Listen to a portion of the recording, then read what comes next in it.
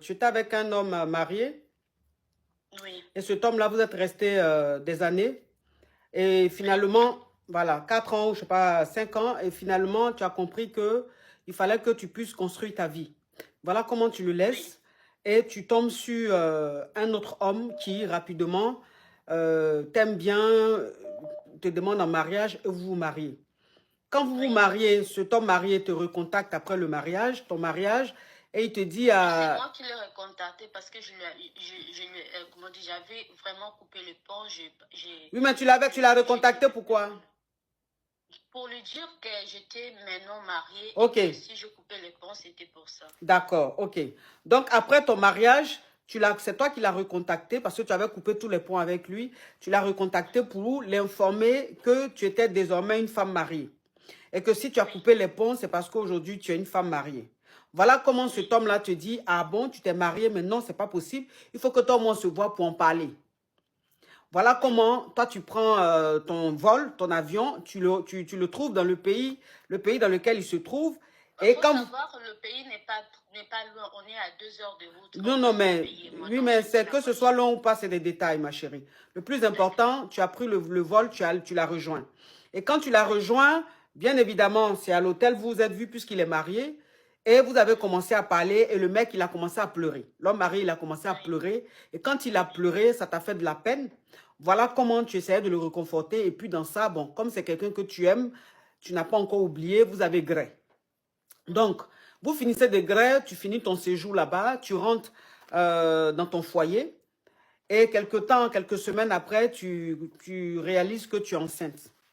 Donc, Oui, tu ne peux pas être enceinte de ton mari puisque depuis que tu es marié avec ton mari, vous utilisez des préservatifs parce que vous êtes sur des projets, vous êtes en train de faire un achat immobilier. Donc, pour ne pas en ce moment freiner un peu, vous avez décidé de ne pas faire d'enfant pour le moment.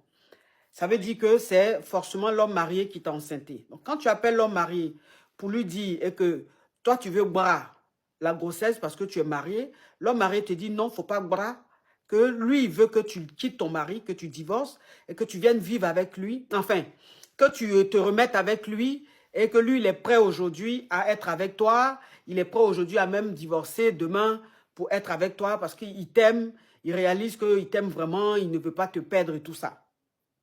oui. Et toi maintenant, la question que tu me poses, c'est quoi? Je vais savoir parce que moi, maintenant, j'ai une vie et j'aime mon mari.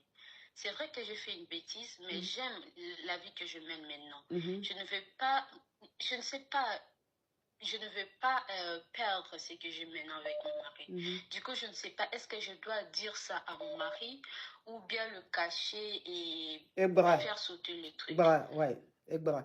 Ok, ma chérie, moi, quand il y a une histoire, il y a des histoires, surtout, mais il y a une histoire où il y a la grossesse dedans, je n'interviens pas. Parce que c'est très délicat. Voilà, c'est très délicat. Je n'ai pas le droit de me prononcer là-dessus.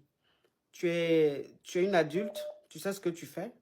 Parce que moi, je ne comprends pas que tu ne sois plus avec un homme marié et que tu tombes sur un homme célibataire qui, lui, heureusement pour toi, te demande en mariage, te marie très rapidement, qui commence à avoir des projets, c'est-à-dire qui commence à investir. Ce n'est pas tous les hommes qui encouragent leurs femmes à faire des achats immobiliers. Donc lui, ce monsieur-là, très rapidement, tu as compris qu'avec lui, tu pouvais vraiment évoluer et tout. Donc rapidement, vous commencez à investir dans l'immobilier. Et toi, je ne sais pas qu'est-ce qui t'a pris, puisque c'est toi qui as bloqué l'homme marié. Je ne sais pas qu'est-ce qui te prend. Tu le débloques, tu l'appelles. Non, c'est pour t'informer que je suis marié. Mais il est qui, en fait, pour que tu l'informes de toi, ton quotidien, de toi, ta vie.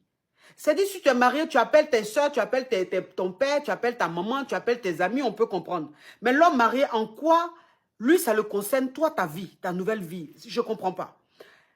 Et tu prends ton vol, tu vas le voir. C'est-à-dire que tout ce qui a été fait là,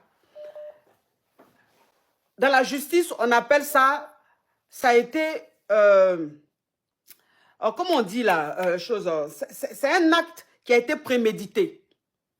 Tu vois, c'est-à-dire que tout ce que tu as fait, ça a été prémédité. C'est pas quelque chose qui est arrivé par accident, c'est-à-dire genre, on était dans une situation, non, non, non. C'est prémédité, c'est quelque chose, tu as réfléchi, tu as mis ça en place et tu es parti. Et quand tu partais le voir, tu savais très bien que tu partais pour gré avec lui.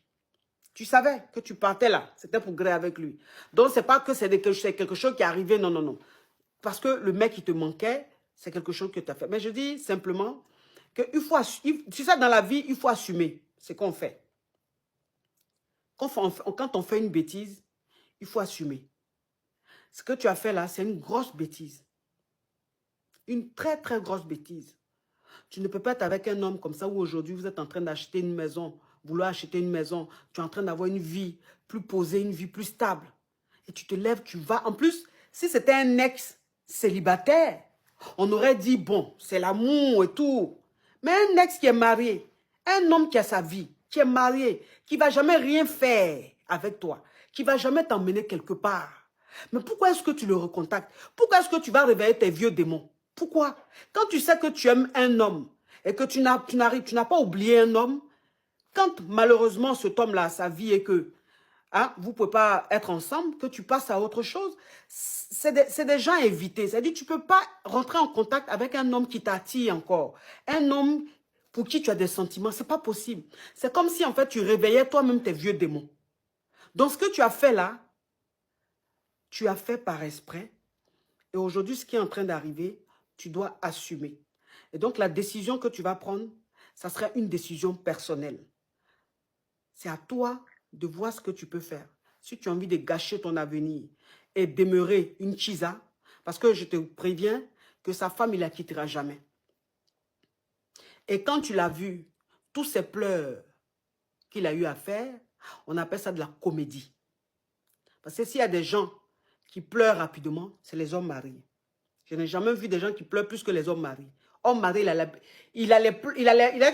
homme marié pleure, on dirait, de la façon on boit de l'eau. De la façon moi je bois l'eau là, c'est comme ça l'homme marié pleure. Les hommes mariés, ils pleurent pour rien. Ils pleurent pour rien. Ils savent qu'ils ne vont pas te faire quelque chose, ils ne vont pas t'emmener quelque part. Mais quand tu leur dis, tu vas les quitter là, pleurer qu'ils vont faire là, tu as dit non. Ah non, parce qu'il a pleuré là, il m'aime. S'il a pleuré comme ça, c'est qu'il m'aime. Tout ça, c'est de la comédie. C'est des malauds, c'est des manipulateurs. Ils sont prêts à tout pour garder une fille pour qui ils ne vont rien faire en fait. Tu vois? Donc tout ce qu'il a fait, c'était du cinéma. Et tout ce qu'il est en train de faire là, c'est toujours du cinéma. Quand il te dit, laisse ton mari, on va rester ensemble, je vais m'occuper de l'enfant, tout ça, ça s'appelle du cinéma. C'est parce que là même que tu as eu quelqu'un qui t'a considéré, qui t'a marié, qu'il est en train de faire semblant de te reconquérir. Quand tu vas laisser le monsieur là, ton mari, et puis tu vas penser qu'il va faire quelque chose avec toi, c'est là que tu vas comprendre qui a mis l'eau dans le coco. Voilà. Et c'est dans ça là, tu seras dans si je savais. Si je savais qu'elle est là, ça n'a pas de queue. Tu as des mamans qui sont dans si je savais jusqu'aujourd'hui, elles ont 70 ans, elles regrettent. Tu as des grandes sœurs aujourd'hui, elles sont dans si je savais. Parce qu'elles ont fait confiance, elles ont eu confiance aux hommes mariés. Elles ont laissé leur vie, pensant qu'ils allaient quitter leur femme pour elles. Aujourd'hui, là, elles sont en train de devenir vieilles filles. Elles n'ont pas de mari. Elles sont dans si je savais. Donc, ma chérie, toi, tu es encore dans l'action. C'est à toi de voir. Ton avenir ou ton cœur. C'est tout. Maintenant, tu réfléchis. Et puis, tu prends la décision qui te convient. D'accord, ma coach. Au revoir, ma chérie.